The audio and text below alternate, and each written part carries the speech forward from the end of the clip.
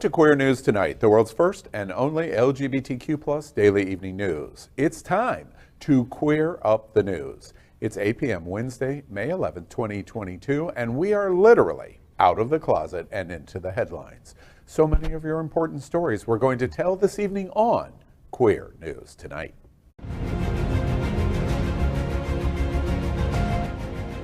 This is the world's first live daily LGBTQ evening news show, literally out of the closet and into the headlines on Queer News Tonight with Al Ferguson.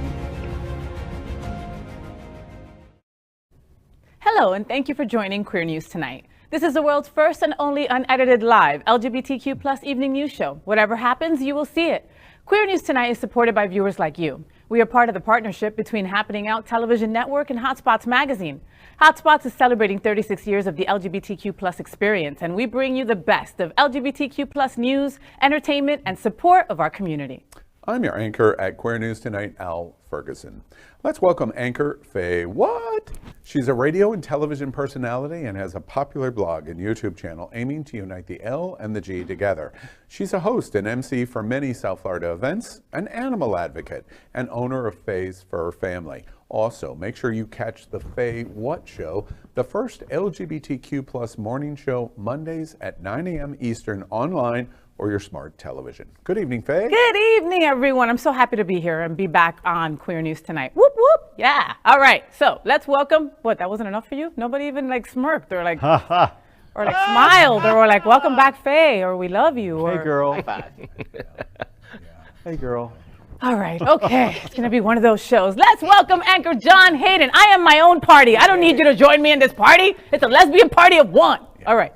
So John's been a journalist for 27 years. Absolutely. No argument. No argument at all. I was left alone in my lesbian party. As you speak, I'm checking out. You know what? Speaking of lesbian, we have the lesbian takeover this Thursday. So all you lesbians out there, come join us and watch Queer News Tonight because we're going to have a bunch of lesbians on here. All right. Brunch. All right. It's called a gaggle, by the way. It's a gaggle of lesbians? It's a gaggle. Yeah. Gaggle of lesbians. Yeah. All right. Let's get back to the show. Let's talk about John. All right. So, John, you still here? Okay, good. All right. John's been a journalist for 27 years. Wow, you're old. And now works for several South Florida outlets, including South Florida Gay News, covering arts, politics, and philanthropic organizations. He spent the majority of his career covering the stupidity and scandals of Hollywood and has interviewed nearly every big name in TV, movies, and music. Here he comes. He supposedly went out with Tiffany Haddish. I don't believe it. He flirted. She didn't flirt back. End of story. Welcome, John.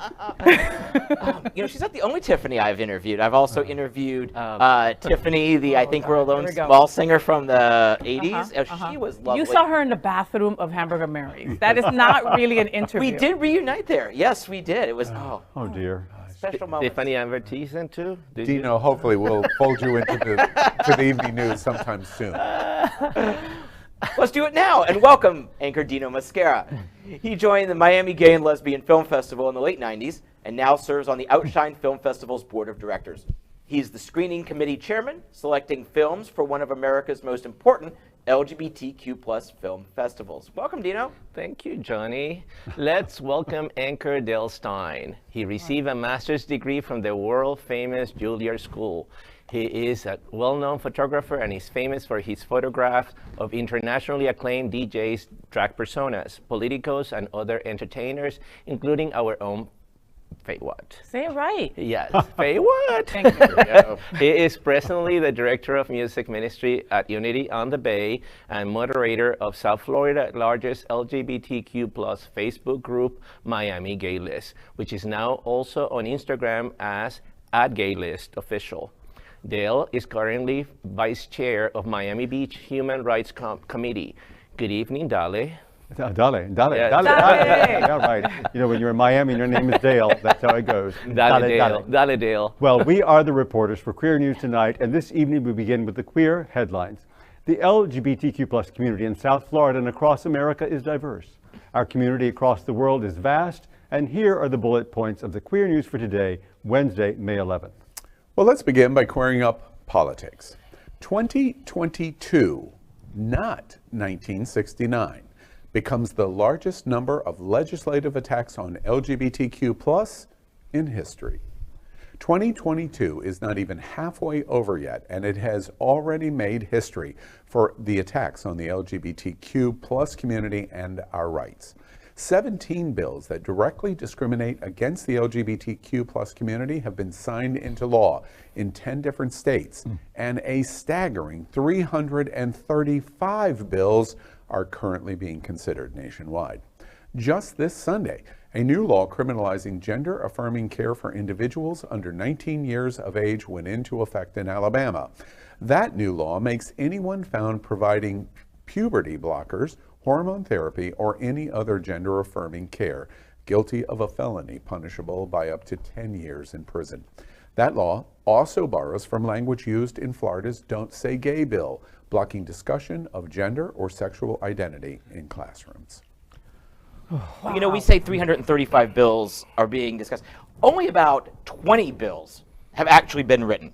To your point, we have cut and, not we, the GOP has cut and pasted from state to state. So these are just, you know, basically, oh, Florida was able to get it passed, so we'll get it done here. And, you know, Alabama, you have to be 19 now.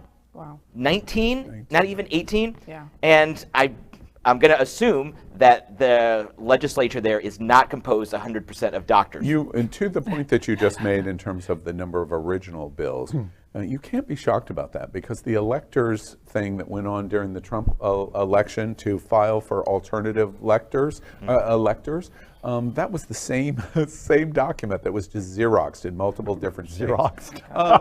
Xerox. Wow. Mimeograph. There, Xerox. Mimeograph. The Republicans are really good cranking out the mimeograph. That's all. Well, it's just disgusting what's going on, because it's just the same old story with the Republican Party, having no policies whatsoever and just drumming up all this hatred in the culture wars. But don't you feel like less loved? Like when Al was reading this story, I'm thinking 335 bills that are out there waiting, okay? And people had to sit down 335 times and write this stuff down, spewing hate towards or us. copy it or whatever. Or copy it or Xerox it, you know? And you know, the point of that is, could you imagine in 2015 or 16 that we would be in this situation in 2022? Absolutely not. And even in 1998, can you imagine that we would be in this situation? It just seems like that there's this gigantic pendulum is swinging in a different direction in America, and that pendulum was set ablaze by one Donald Trump. Yep. And we're watching the consequences of what happened. And that makes it hurt even more that Biden is in office while we're getting all this hate. You know what bothers me even more of this? That they want to criminalize kids, or I mean, that kids, actually, well, actually, yeah. So, but athletes, for example, the topic with the athletes that, you know, go through, you know, puberty and now want to transition later on, which is what they're proposing, right? You have to be older than 19, and then they're saying that that's not acceptable. They can compete. It's not equal and it's not fair. But then when many kids nowadays want to transition before puberty, you want to also criminalize that. You can have it both ways. Yeah. It's unfair. Well, and to your observation, it leads to, this is not designed to bring some public good. This is designed to win an election. That's to drum up the base. That's right. That's why it's contradictory. It's designed to do that. The most important question of this story, of the history that's made in 2022 against our community, is it going to succeed? Are they going to win? Yes. John, I knew you were going to say that. Because it's not, it's an issue that angers us, riles up the deep, deep red voters. But the fact is, it's not an important issue to even a lot of our allies. They're going to vote for, is inflation going to slow down? Is there going, well, there's already tons of jobs. Price of gas. The price of gas. All of that. That's what they're going to vote on. So even while our allies may still love us, they're going to be like, but these other things affect me day to day and in my face. But abortion is out there, and we're going to come out too. This is energizing the Democrats and liberals, and we're going to be out voting this November. So I want to make sure that I repeat what I hear from you. You think that the issues going on here are going to galvanize LGBT and our allies to get out and ensure election victory? If I have any doubt, I think the abortion case, the Roe v. Wade, is going to energize the Democratic base. Do y'all agree with that? I hope so. This is the first time Well, I I think this, it will and I'm I more think it will than- energize than more than if we Nancy's. did not have the issue on the table. But as to John's point, is it going to be enough? Because Well- even when we speak up and with our anger and whatnot, that riles up the red base even more. You know, I'm So- going to offend Faye Faye. sitting at the table as a woman.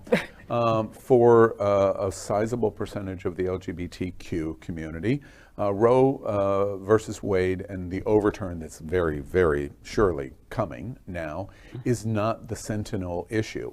What the sentinel issue on Roe v. Wade is that Alito and the Supreme Court will decide, based on rights of privacy in the 14th Amendment, that now means that gay marriage is marriage no is- longer Open the door. valid. That's right. Even control. sexual interaction between two men is no longer a privacy protection. And that's when our community is going to That's be huge. galvanized. Am I- because the loss of marriage is on That's right. the It is. horizon. That's exactly right. That's what this news story really is substantively about. We'll be on it every step of the way. We will be. And we move on. And Queer Up South Florida Gay News. AHF opens new clinic and a window to the future of patient care. AIDS Healthcare Foundation, AHF, opened its newest clinic this week here in Fort Lauderdale. And while that sounds banal, a look beyond the ribbon cutting reveals much, much more. In this week's SFGN, online and on stands tomorrow, I look at how AHF is taking its client care to the next level. The clinic, now AHF's largest nationwide, was designed to deliver not only health care, but also dignity. It does away with the ubiquitous and dreaded waiting rooms. Patients go from checking in at the front desk straight to a treatment room. That's where they get the usual blood pressure, temp check, etc., and see the doctor. The location is closer to the street, so patients who use public transportations don't need to walk as far in the hot sun and through the driving rains of the Florida summer afternoons. These may seem like small things, but most of AHF's patients are HIV positive, with fewer options for treatment than most people. And while many adopt an attitude of take what you're given, AHF is giving more. They're giving care, compassion, and most importantly, dignity. And that's a prescription that needs to be filled more often. And this clinic is going to treat up to 3,600 people every month. And that's so important because we continue to be a hotspot for new infections. Yeah. And they're going to open another clinic down in Hollywood, Florida. And hopefully this is something that they're going to be able to repeat, and other organizations will see and repeat going forward, because healthcare is about dignity as much as it is about health. Where is it located, the new one? It's going to be at 6,300, it's an Imperial Point, at 6,300 North Federal Highway. Yeah, Pompano Beach. Pompano Beach. It's so important. So many people in our LGBTQ plus community just haven't had good experiences with healthcare or healthcare workers. You know, that have treated them like pieces of you know what. So for AHF to do this, and like you said, you mentioned dignity a couple times in your story, and that's it. That means everything. There's people that will avoid going to get any kind of healthcare services because they know that they're going to be treated poorly, and that won't be the case at AHF. So I think that's wonderful. What's Thank you also for that wonderful is story. that AHF is such a well-known, well-respected organization to begin with, Yeah. and for them to create this really safe space, I think that's equally important as the dignity, the safety that one can feel in this. You know, one other observation that I would make about John's story in South Florida Gay News tomorrow, on stands, tomorrow. That's interesting to me, as I consider myself a news guy. I pay attention to what's going on in the news and report on it. When I came in tonight, before we did Queer News Tonight, I asked John about his story and the feature that is taking place in SFGN. And my question of John was, what's the big deal? Because, and it's a reminder to me of what we do far too often, and even I fell into it. I read a headline, and I think I know what the story is all about. I read the headline that AHF is opening a new clinic, and my reaction was, And so, what's the big deal? And then the story begins to explain why the service of this new clinic, from AHF's perspective, is so important for those people that they serve. And it was a reminder to me, goodness, you don't digest your news by headline. And that's You're used to clickbaiting. Exactly. And this story is really, really important. And congratulations to AHF as John and South Florida Gay News peels away why this is important. And then you realize, wait, this story is important. Good job. Thank you, John. Next up, we queer up education. Florida high school suspends yearbooks until Don't Say Gay protest photos are covered. Watch this. Controversy this morning at a Seminole County high school. Some students say they're being censored after administrators decided part of their yearbook needed to be covered up before being handed out. Ezzy Castro is live at Lyman High School this morning. And Ezzy, this all surrounds Florida's controversial parental rights and education bill. Yeah, several students here did a walkout back in March saying that the new law in Florida will harm LGBTQ students. But officials say that the protest was out of compliance with the school board's policy, and now that page will have to be covered in this year's yearbook. Working on the yearbook is something we take very seriously. We're very passionate about it. Students at Lyman High School are pushing back against the school district, saying they won't stand for censorship. It comes after administrators say a page in their yearbook, which shows students protesting against the parental rights and education bill, will have to be covered up with stickers. Their principal sent a message to families this week saying the school delayed distributing the yearbooks for now, adding that certain photos and descriptions did not meet school board policy. And it's heartbreaking. This is a publication that we have worked really hard with this entire school year. While the school board is set to meet tonight, students told News 6 they've started a social media campaign called Stop the Stickers in hopes of getting support from the community.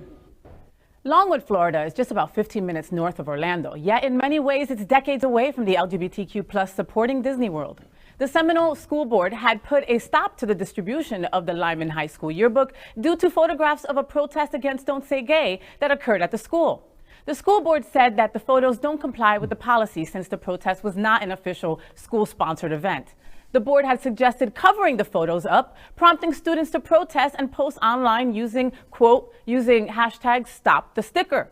Sky Teeterman, co-editor of the yearbook, said, quote, we're covering up something that means so much to people, not only at Lyman, but across the country and the entire world. People take this really, really seriously, and to cover it up, it's so sad, end quote. She said that the photos represent the school's motto of historic, diverse, inclusive. Sky and other students staged a protest at a school board meeting last night, and the board has agreed to allow the yearbooks to be distributed with the addition of a sticker saying that the protest was not a school-sponsored event. God, these people are idiots. I mean, like, wow. Like, let's go back. Okay, school, yearbooks, you have to buy them, right? You pay for them. They don't just give them out to you, right? I mean, they made this whole entire book, and then they weren't going to give it out and put stickers on people's faces just because that event was not school-sponsored. And that made sense to some adults? Yeah, well, Seminole County adults, yeah, absolutely. But they're erasing us in real time. That's what this is. There's, the photos are, and fortunately, the students won a victory here. And the sticker that you mentioned is not going to be covering up the faces. It'll be on the side. So that's a good thing. Yeah. But the fact is, and this is a terrible example, but it's an extreme, and I'm going to go ahead and use it. If there had been a horrible tragedy at that school, not even a shooting, just if a student had died in a car accident or something, there would most definitely be a memorial page, and that certainly wouldn't be a school-sponsored event. So they're clearly targeting the gay community with this decision. But thank God for these students that are standing up and speaking out, because this keeps happening over and over. With the gun issue and all these other things, the students are really the heroes. There's this rapper called Luke, right? And he had this video and he talked about butts and other stuff and all kinds of stuff. And when they took out the CD, they put a sticker on it telling parents, okay, be careful. There's a lot of cursing and a lot of craziness in this CD. That was back in the 90s, I think it was, and here we are in 2022 censoring a yearbook, a high school yearbook. Free speech protest. Free speech. Free speech. That's key. With so many issues to deal with, especially when it comes to youth and violence in schools and all these things, they focus on just trying to sabotage, erase your We yearbook. talked about at the top of the show whether this is going to work. This culture war effort is going to work, and a lot of our opinion is yes, it is.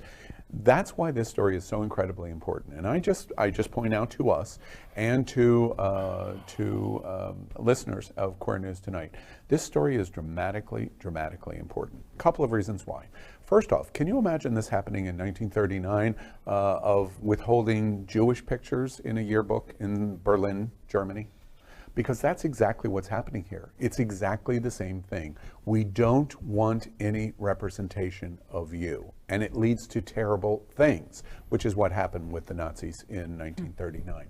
Second, our clever governor, because no, we're not talking about gay people, and we're only talking about parental rights for who? Kindergartners to third grade. And everyone, including Senator Chevron Jones, clearly said, oh my gosh, the slippery slope that they're going to take from this is going to kill us.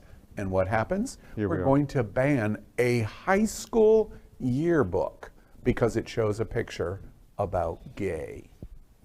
There's the slippery slope that Chevron Jones told us was absolutely going to happen. And yes, we're very happy that these students were successful, but the fight that is to come is dramatic because we're not going to win these kind of things every single time. They're going to get more and more and more confident to say, basically, screw you, we're in charge. And one final thought.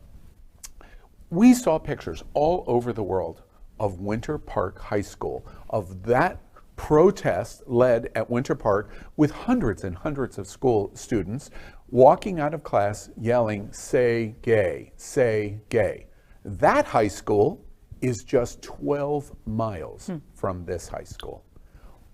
12 miles, and what a difference in decision making the world makes. Do you want to be in Nazi Germany in 1939 or London with a Churchill? And that's exactly what the LGBTQ community is facing in Florida and all over America. I know where I want to live. Say gay. Let's queer up business. Dolly Parton and Taco Bell team up for Mexican Pizza, the musical in post-pandemic story. It's a story for the ages. A world of happiness destroyed by a plague. A beloved resource denied. Then, with the magic of social media and pop stars, the world is again able to celebrate with Mexican pizza. The Taco Bell menu was discontinued early in the pandemic, and many people were upset. One famous person who was publicly sad to see it go was Doja Cat, the famous rapper who has Jewish American and Zulu parents but grew up in Southern California, took to TikTok a few months ago with a special song she wrote about the menu item. After Taco Bell invited her to announce the return of the item during her set at Coachella, the company decided to honor her initial TikTok video with a special announcement. Doja will be partnering with the legendary Dolly Parton and queer TikTok creator Victor Kunda to produce Mexican Pizza, the musical. Don't worry if you can make it to Broadway, since this musical will air on TikTok on May 26 at 8 p.m. Eastern. Until then, we can enjoy the video that started it all. Watch this. Hi, I made a song about Mexican pizza because I love it so much. I wish that Taco Bell didn't discontinue it a year ago. And this led me to this monstrosity of a beat that I just made. And I wrote a verse, and I hope you like it. And if you don't, I understand. So let's go.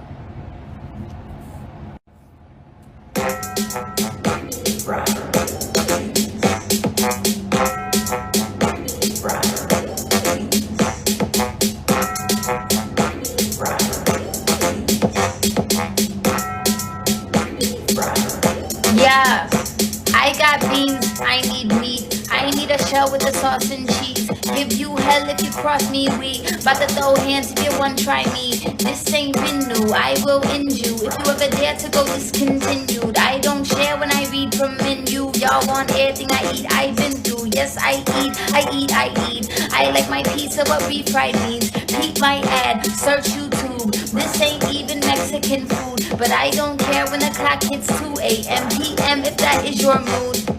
Mexican pizza is the pizza for you and me. Mexican pizza is the pizza, yeah, yeah.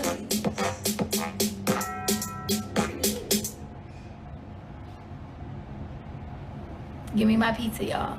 Give me my pizza. Doja Cat, Doja Cat asked for her pizza. Give her pizza back. All right. You know, She's so cute. She is so cute, and Yeah. I love Dolly Parton. I got my old boobs because of her. I love Dolly Parton. Love her. Steel Magnolias. I love me some Dolly Parton. She could do no wrong. Okay, she helped with the vaccines. I mean, this is Major. Dolly. And newly inducted into the Rock and Roll Hall of Fame. Okay, you know that she was offered a Medal of Honor twice by Trump, and she said, beep, no, right? But I would love to see that skinny ass woman eat a Mexican pizza. Do you really think that she would really eat a Mexican pizza? Seriously? I had never heard of Mexican pizza. until No, the it is story. delicious. It's like crispy, and it's got cheese, and it's got yummy meat inside of it, and it's got beans, and then you can eat it with a side of sour cream. And it's just delicious at 2 a.m. when you are high or drunk. That is what you want to eat. It sounds like the preface to a bathroom visit. I was going to say, can I ask a question? Was this, we hear representation matters over and over and over again. Dino doing this story about Mexican pizza, was that a part of our representation? Yeah, Oh my God! Now that you You're mentioned the that. brownest one, yeah. So we gave it to you. It was you or me. I guess You know I'm what I mean? Mexican now. Right? By Oh my injection. God. No, Dude, not I by remember injection. living in California and somebody saying, "Hey, do you speak Mexican?" And I was like, "Wow."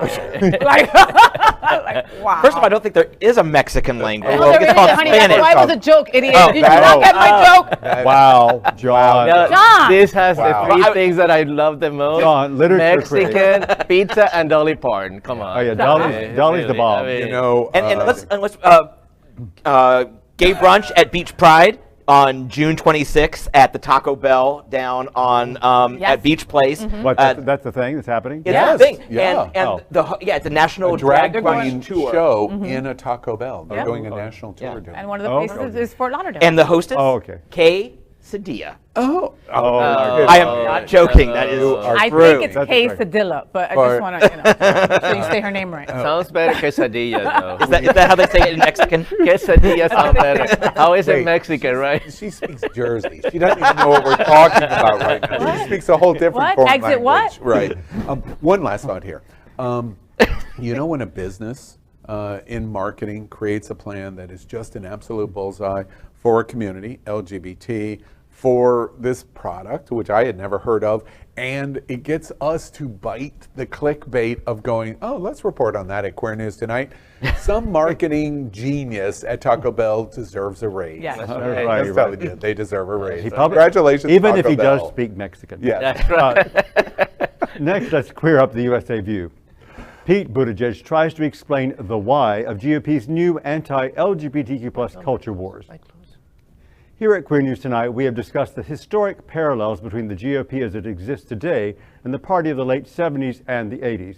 It has become a popular political tool when a party isn't doing well with its voter base to create arguments targeting specific groups of people to unite voters against a scapegoat. Recently, while speaking at the University of Chicago's Institute of Politics, Secretary of Transportation Buttigieg called out the current rhetoric from the Republican Party. Watch this. There's a more superficial political pattern that I think has driven some of the politics of the behavior of people like these people in Florida that don't say gay bill. And that is, when all you have is a hammer, everything starts to look like a culture war. So you got a political faction that really doesn't have a lot of answers for many of the questions that people are wrestling with. They love talking about gas prices, but they don't have an answer on gas prices. They don't have an answer on inflation. Many of them answered our call for bipartisan infrastructure work with a no. Haven't seen an answer on what to do about the price of prescription drugs. They voted against lowering that. Don't have an answer on what to do about the cost of childcare. Don't have a great answer on taxes. Actually want to raise taxes for the poor. That's a new one. I thought I'd seen it all. Then I saw Senator Scott's proposal to raise taxes for the poor. That's not great territory for them to be debating on. So what do? They find somebody vulnerable and pick on them, which at the moment is largely the trans community. And they find something to talk about which can go between the laughable, like is Donald Duck going to make your kid gay, to the incredibly dark, which is the suggestion that the very presence of someone who is gender nonconforming or trans or gay or lesbian or otherwise different, the very existence of somebody like that is an adult subject, right? That if my kids in, let's say, a first grade classroom were to mention in passing that over the weekend they had a great time going with their dads to the zoo, that they would have somehow, by saying that, uttered something age inappropriate and get us really fired up about that fight. Wow. Well, first of all, I am just such a fan of Pete Buttigieg. I have been from day one, and I still am. You said his name right from day one, where the rest of us were still saying it wrong. Yeah. But he is Mayor Pete. You know, I've always found him so eloquent and in such an accessible way. Yeah. And now that he's 40, he's speaking, and a father, he's speaking so much from the heart, and yet still the content is still so solid and on point. I'm just such a fan of his, just for starters. Definitely, yeah. And that was just 2 minutes of it, right? I watched the whole hour plus thing, and I highly recommend it because it's riveting, because he's extemporaneous, he can just go on and just speak, and it just... He has a way to say so relevant things, in a way to sticking it up to the, the powerful, and it's so timely what he's saying. And the other day I was watching John DeFede, you know who he is, the local reporter, confronting Ron DeSantis in a press conference, and basically addressing that. You know, there are so many issues in the state of Florida. For example, what happened after the Surfside collapse, you know, and the issues with insurance and condos around homeowners Florida. Insurance and the... Yeah, 3 million people affected in the state of Florida, and they haven't done nothing. It's going to be a year since the collapse. Instead, he dedicates all his energy and effort to go after the don't say gay. And again, why? So they can win That's exactly an right. election. Yeah, that's it. And once we identify that, our response in LGBT and allies is, are we going to stand up against that, or are we just going to fold? And that's the question. That over the next 6 months, that is the question. We identified the problem, we asked the question, now we're going to find out the answer. But Al, I'm sorry, Al, what does one do? You know, this is just an out there question. How do you even play the game, I'm going to call it a game, when there's no even playing field, because they're not even in the arena? It's like we're like playing basketball and they show up with a hockey puck. And you're like, there's no question, you know, this culture war play, they're playing poker and they've got the cards in their hand. And the first thing that the LGBTQ community must do, at least in our discussion, and like our discussions here at the table, is to recognize that we're getting our asses handed to us. Yeah. That's the first thing that we must do. Please don't, we're going to go next month and rah-rah pride to nausea, ad nauseum. Nothing wrong with that. But if that's all we do, if we run in the parade and have great Saturday night parties, and we're screwed. We're screwed. We're so not enough. Yeah. We are going to get our asses handed to us, and it's going to have substantive effect, like marriage rights. We already are getting our asses handed to us. If I can just, right before we went on the air tonight, or late this afternoon anyway, the Senate failed to break filibuster on abortion bill. 49 to 51, not one Republican, but one Democrat did vote against abortion. Joe Manchin, right? Mayor Pete talked, or Secretary Pete talked about the hammer that the GOP has. We're losing in legislatures. We already talked about 335 bills introduced. The Michigan coup, if anybody remembers that from a couple years ago, those people were acquitted by a jury. So we don't even just have to worry about the Supreme Court. The City Hall thing when they took it over, is that what that was? No, when they plotted to kill the governor of Michigan. That was right. Yeah, they were acquitted by a federal jury in West Michigan. And that Wisconsin shooter, Kyle Rittenhouse, he was acquitted He just walked down the street and shot people with an automatic rifle or some type of rifle. Two people just walked down the street and then walked home, and he was acquitted. The white guy. The white guy. Kid, The white guy. Well, because he's they white, that's applauded why. that. He became a hero. Yes. Yeah. So that's where we're losing. We're not just losing at the Supreme Court. We're losing, like, with our neighbors are going to empower these people to have violence against us in our homes, in our streets. That's the scary part. Two countries are evolving out of what we're watching, and we have to choose a side. We have to choose a side. If you get dragged along by the train, all that's happening is you get dragged along by the train. Before we move on, one last observation that I want to make about Pete, Secretary of Transportation, Pete Buttigieg. I hope, and I say this sincerely, you watch that magnificent 2 minutes, the magnificent hour that you talked about. I hope I live long enough to see what I know is going to happen. He is going to be the President of the United States. I got chills. I just hope I'm alive to see it. But I have absolutely zero doubt that he's going to be the President of the United States. I'll be alive for it, don't worry. You're an age joke, right in the middle of the punch. Pete Buttigieg, rarely do we listen to politicians perform so spectacularly as that presentation. You explained culture war and what's happening and why it's happening as good as any single person on this planet. Congratulations to you, and you are going to be the President of the United States. And I hope, if I get to see it, I hope Tucker Carlson gets to see it. Oh, Lord, you haven't mentioned him today. He's my best friend. That's right. Although I wouldn't mind if he left the face of the planet like now. Next, we report on our partnership with Sunshine Cathedral, the world's largest queer church here in Fort Lauderdale. We are broadcasting from our permanent set here at Sunshine in supporting that partnership. Happening Out Television Network broadcasts the largest LGBTQ plus religious live broadcast in the world, as more than 30,000 watch every Sunday at 10:30 a.m. Eastern. Watch this.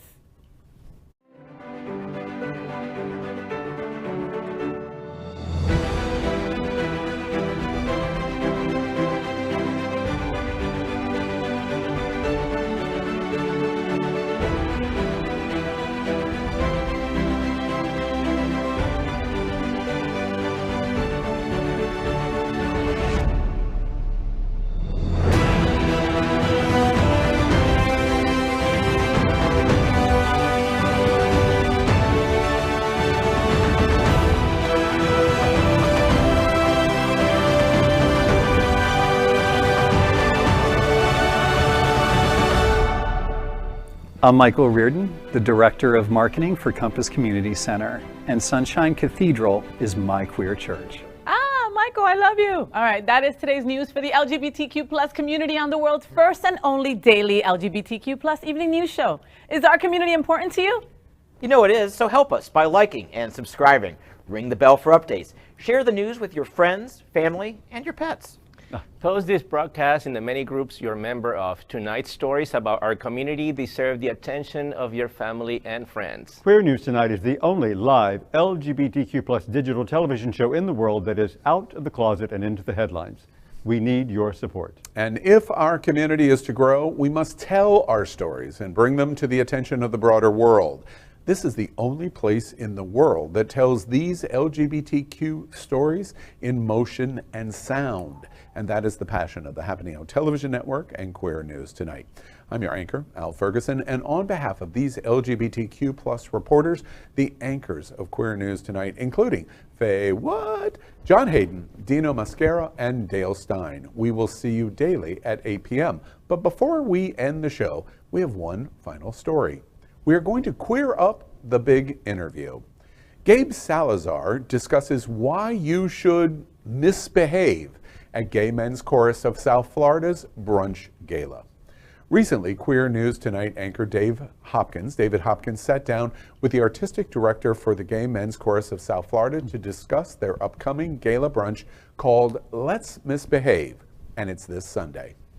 I'm The brunch? Yes, well, and they also have a theme, right? It's like the Roaring 20s Roaring kind of thing. 20s, So you get, that's right. I got it right. I'm not a fluffer, I'm a flapper. Yes. Yes, Oh. yes. You can be. You can I'm be a both. fluffer.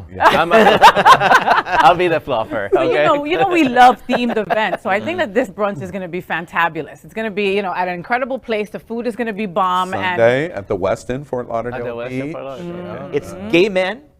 And It's women. brunch. Yeah. Yeah. Well, gay men's courses. So it's gay men, brunch, and wonderful music. I mean, Jesus, what is there not to love about this? Did I just watch John's head explode? Yes! You just did. Yes! You just did. And hottie Gabe Salazar. And by the hottie way. Gabe Salazar. Wait, hottie Gabe Salazar. He's really turning that around, that organization around. He's really doing great. Yeah. Hey. Well, and coming out of pandemic, and by the way, just on the side, same observation that I was going to make for the course, our 501c3s, especially our cultural institutions, took it on the chin for the last 24 months.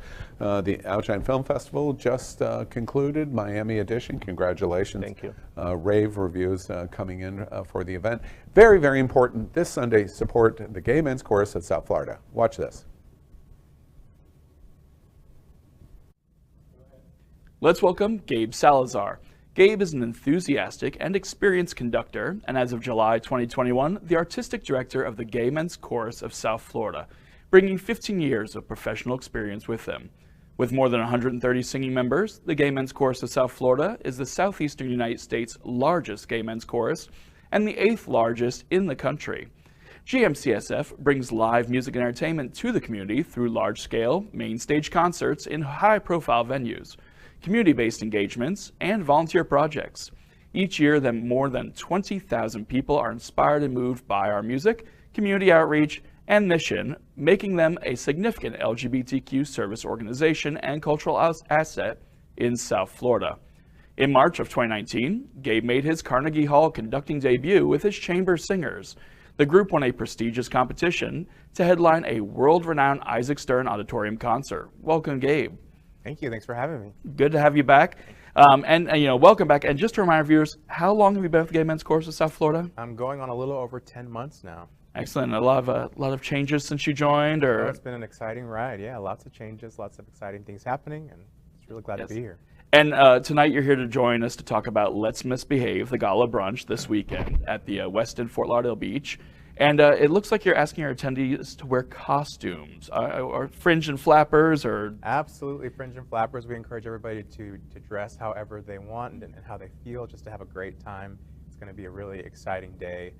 Lots of cool costumes I've already heard and seen, and so it should be a great time. And just to clarify, the theme is a 1920s speakeasy theme. Excellent. Yes, you're walking into what we call Ruby's Club. So you'll have to have a password to get in as well, and yeah, lots of other surprises. Hopefully it's not dry club. Absolutely. Now, will the chorus be performing live at the event? The chorus will be doing 2 numbers, and then we also have another soloist performing a song as well. Okay, and do you have the chorus performing at other large venues other than just on stages? Yeah, we do a lot of outreach, community outreach in the area. We're getting ready to perform at the Marlins game for their Pride Night. But as the season winds down and we're prepping for our big concert in June, those outreaches, performances kind of, quiet down a little bit until we're ready. Yeah, and for those of you not in South Florida, the Marlins are a big baseball team, so, go sports ball. So the Happening Out television network will be recording and broadcasting a lot of the Gay Men's Chorus of South Florida concerts this year.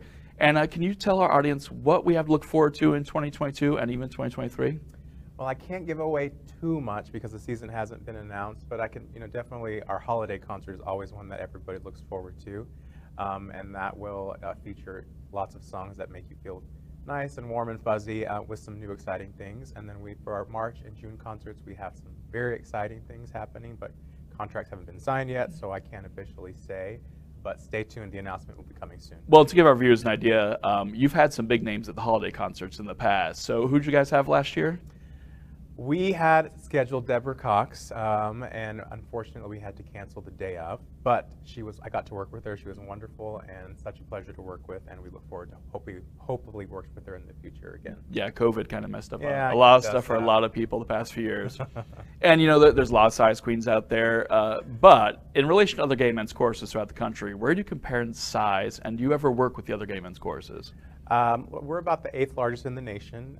We have about 130 singing members. And since I've joined as the artistic director, we have not worked with other choruses just because of COVID and everything that's happening. But I am talking with some other Gala choruses to kind of work together on some projects. So hopefully in the future you should see some more collaborations. Excellent. And apparently you had a guest singer from like the New York City Gay Men's Chorus in the past, or was that before you joined? I think it was before my time, but I have heard about it. So yeah, we would love, we'd love to incorporate people from different choruses and just to kind of come together as, one community. And what other events do we have coming up for the year? So we have our brunch, obviously this Sunday, Let's Misbehave, and then our final season closing concerts are going to be in June 24th and 25th. That is called Unbreakable and Unstoppable. So that'll be here at Sunshine Cathedral. Oh, excellent. And what kind of events do your members like to perform in the most? I would have to say, I think everybody's favorite is the holiday concert, because in the past we've performed the concert here at Sunshine Cathedral, and then we get to go to the Hard Rock Live, which is an amazing venue, and where we get to have our guest artists. So that's always a special and exciting time. And if somebody wants to join the Gay Men's Chorus, how do they go about doing that? Do they have to audition? They can find all the information about auditioning on our website, www.gmcsf.org. We will be having auditions probably right after our season closes in June or July for the upcoming season. Excellent. And I got to see your event at the Parker yeah. a few months ago. It was very good with the jazz theme, phenomenal visuals, great performance. If you have not been to the Gay Men's Chorus, the South Florida events, they're not just small little things. They are a major production, and they're a lot of fun. And it's not a very long interview today, but there's been some great info. What other stuff do you have going on? Anything else you'd like to plug or discuss or let people know about? Just tell people about our concerts, what we just did. We love to reach out and to have a broader base and audience. We want to reach as many people as we can, and we feel that we have the tools and the talent and everything behind us to be that vessel to show who we are as a community and as a chorus. And despite your I should say, in addition to your outreach and events, can people book you for their own events for private gigs? Again, go to our website under outreach, and there's these tabs that you can fill out and do a performance request, and somebody will get back to them within 24 hours. Excellent. Well, I'm very excited about Sunday's event. I love to misbehave, especially when alcohol and music are involved. Oh, it's pretty crazy. Again, if you have any questions, go to gmsvc.org for the Gay Men's Chorus of South Florida. GMSVC. Wow, I messed it. gmcsf.org to find out more. And thank you again, Gabe, for joining us. Having me. Thank you so much.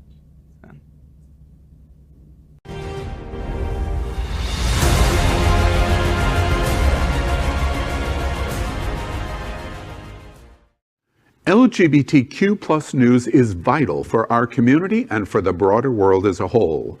We have enough enemies at Fox News. Tucker, Sean, and Lara are loud. We need passionate allies. Happening Out Television Network, Queer News Tonight, and It's Happening Out are literally out of the closet and into the headlines. Our community needs your support. Like this broadcast and subscribe now to ensure the growth of the entire LGBTQ plus